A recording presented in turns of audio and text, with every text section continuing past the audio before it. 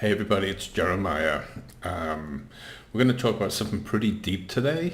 Maybe it's a bit too soon to come right off the bat, but hey, why not? Hey. So what it is, I'll tell you in a minute. Back, it's Jeremiah again. So as I was saying, this is a pretty deep topic video today, and probably a little too deep than I should be doing already, but I feel like it needs to be done.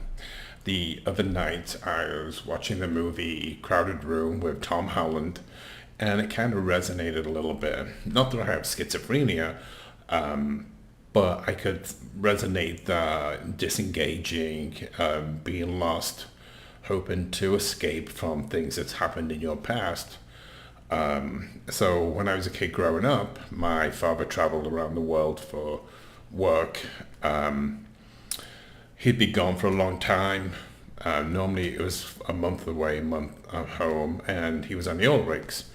So anyway, we sometimes would travel with him. We lived in Peru, we lived in Malta, and we'd normally do it for 2 years each time.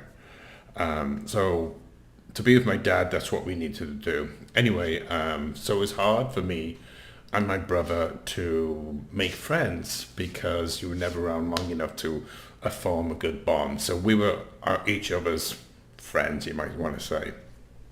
So when we went with my dad, which was a lot of the time, my mother took over the role of two parents. And so she was the one who chastised us and she was the one who loved us, even though my dad did love us. But anyway, so that was kind of growing up. But always went through a depression side. I was the goofy kid. And if you look back in history of comics and everybody else like that, normally will have a depression side to them as well. Anyway, so I was going through my little phases and how should I say, I'd go to my grandparents for advice, and they were at the age where suck it up, buttercup, don't want to talk about it, doesn't matter, get over it, there's worse kids off in the world than you are. And so my inner child would always kind of close down. Anyway, so from there, I was vulnerable to outside, I don't want to say force because it's not that, but outside dealings. So when I was a young kid, I was kind of molested by a family member. And so that's kind of a stupid way of saying it. I was molested by a family member. And so it was hard for me to tell anybody, even though at such a young age that it was not right going on. But I knew if I told my father, he literally would have killed the person. So I got to the point where,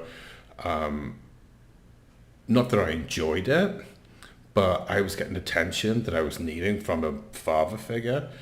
And as much as it was painful, it was also, how do I want to say it? It was also nurturing as well. And so I went through a phase of, I started to really like it, and I was happy when this person was around because I knew attention was going to be given to me. Anyway, as time went on, the person met somebody else, got married, had children. Anyway, so that left me in another withdrawn depression kind of thing. So this time, my mother took me to a doctor and to say why, I wasn't being the effervescent child that I was earlier on, that now I'm kind of like quiet, timid, and just didn't branch out or whatever. Anyway, so the doctor basically said, it's a phase I'm going through, and so just ignore it, it will go away. And it's what we did at that time. That's how you dealt with anything. You just ignored it, hope it would go away. But we realize now with mental health that you can't ignore it and you have to do something about it. And the more we talk about it, the more the stigma goes away, and it makes it easier. So moving on from my childhood again. So I got to like 22. My brother was 25, and he ended up taking his own life. And so also at the time, there was not that much to offer anybody in support. And so when family did come over and everything else, I was pushed aside as my parents needed comforting. It was all just about my parents, and I was never allowed to grieve. I was never allowed to talk about my feelings. I was always told to be strong for my family. Meanwhile, this person who I grew up with from day one of my life had died, and I'm supposed to be the one that's helping my parents where everybody else is helping my parents, but nobody's helping me. I was just like, it doesn't affect you. It's not your problem, so get over it type of thing. So fast forward a few years later, and I was about 26, and I decided I needed to get away and grow up on my own. My parents were very smothering at that point, and so I just needed to break away and find who I am. So from there, I decided to move to Chicago. So I went to Chicago just to escape.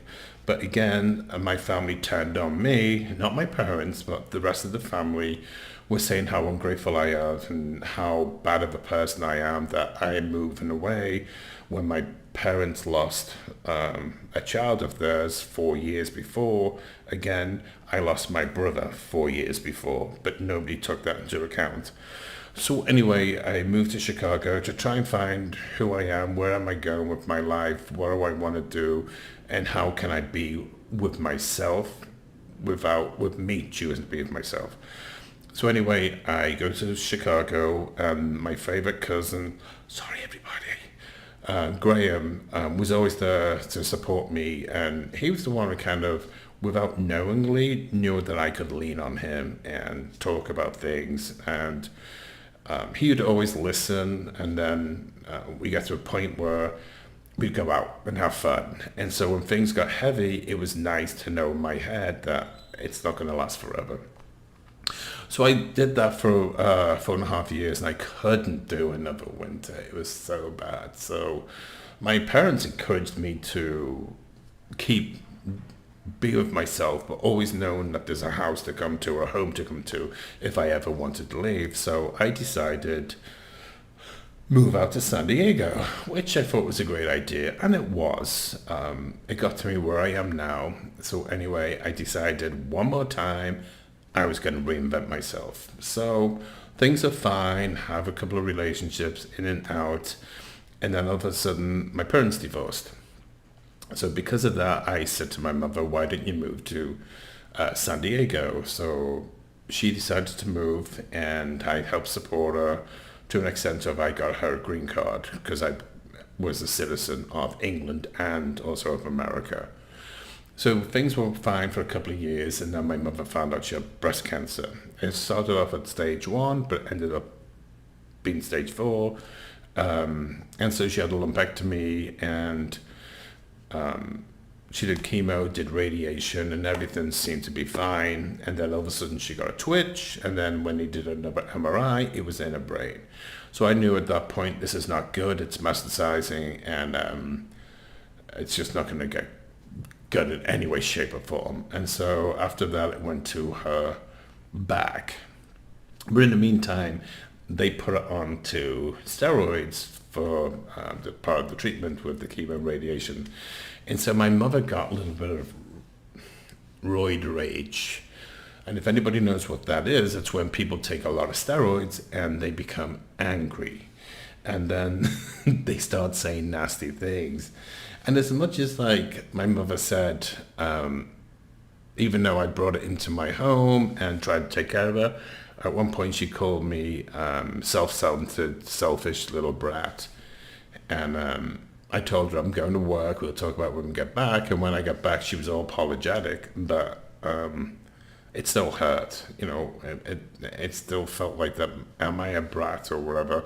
I knew that she was on steroids and knew she was having roid rage, but still the words were spoken, and I still never forget about it. So anyway, I was in what I thought was a really good relationship, and 3 weeks before my mother died, we decided to split. Well, I didn't decide, the other person did, because I think that everything was getting too heavy, especially with my mother. So after the split, 3 weeks later, my mother passed away. There's a couple of other things in between, but I don't want to talk about them right now. So anyway, she passed away, and it was hard. And one of the main reasons it was hard, well, not one, there was a few reasons, but I had to make all medical decisions for her. I had no brother, I have no siblings. My father was AWOL, so it was just me and my mother, and so I had to make every decision regarding her treatment, her health, everything.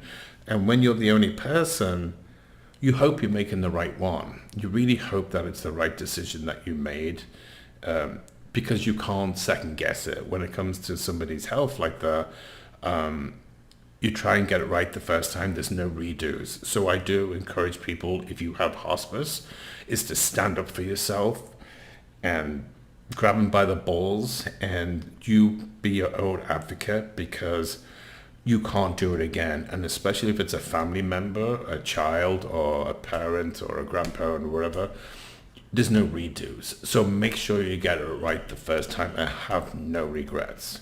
So technically I have no regrets of my mother, but there's always that little voice in the back of your mind saying, maybe you should have done this, maybe you should have done that. So I'm gonna have a little sip because I'm gonna dry mouth.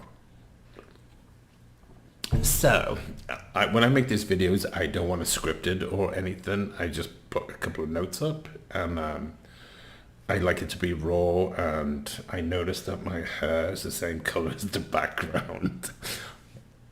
Who knew? Anyway, so after my mother died, my relationship ended, and my life just spiraled out of control. I had no support system left. I couldn't rely on my family. A lot of my friends didn't know what to do, because none of them had gone through this situation. So I was kind of lost. My best friend Randy, he was very supportive, and there's some stories I could talk about him about, but I know he'd kill me if he sees this. So I'm not going to talk about moo-moos or wigs, but that's another story.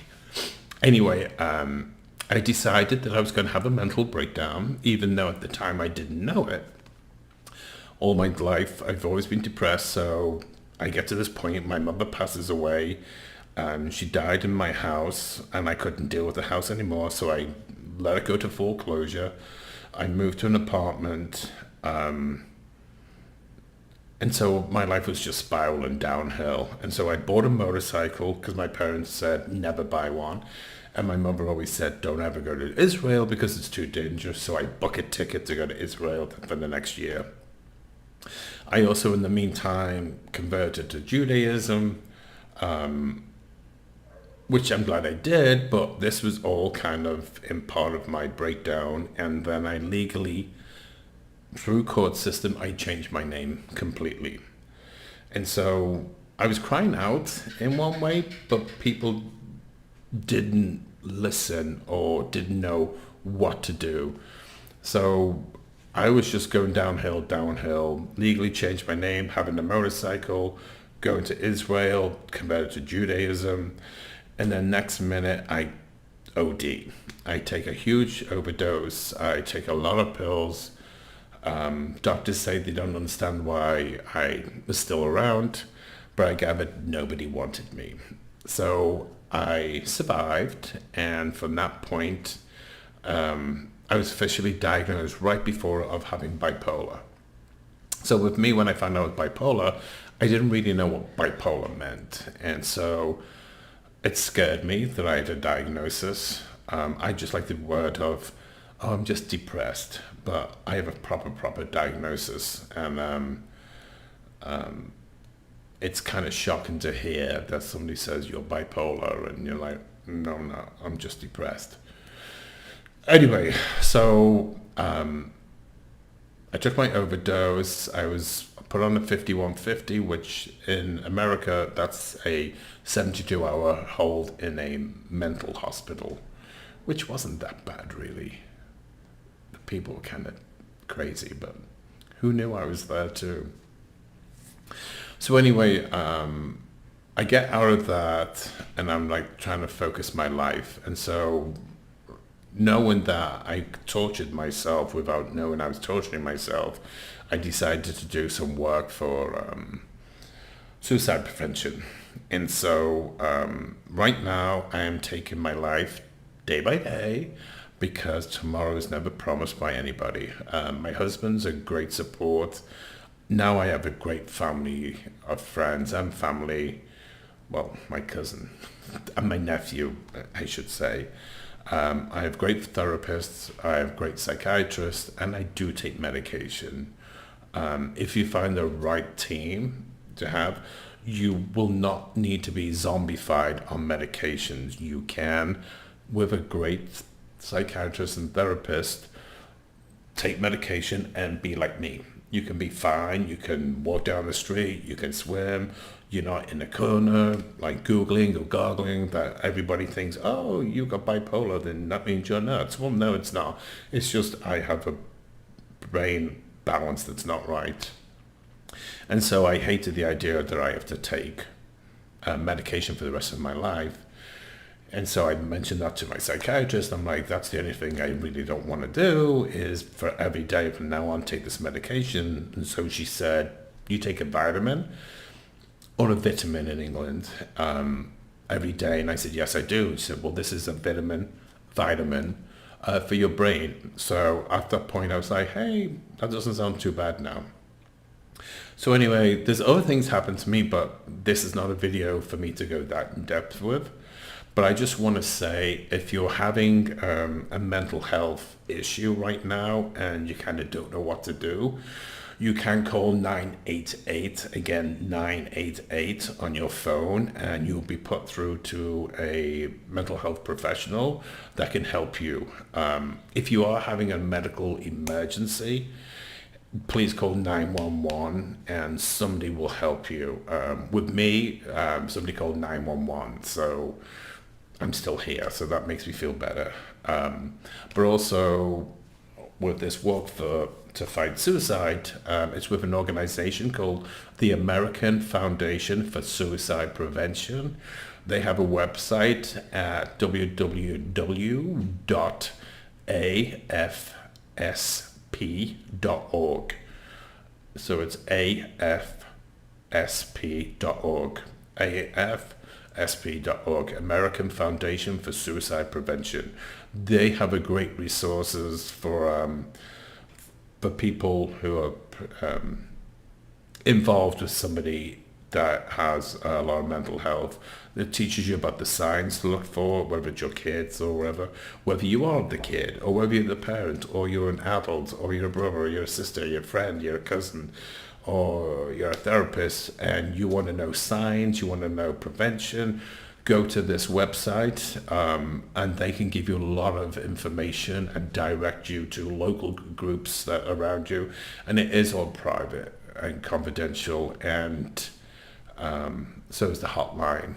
So please look after yourselves, and all I can say is take care and really, really join together. Let's talk about mental health. Let's talk about it all the time and make it become a normal topic where somebody will ask you, are you married? Do you have a mental problem? And you'll be like, yes, I do. I am married and I have bipolar. So fantastic. Anyway, I gotta run because I'm getting dry again and I need another sip.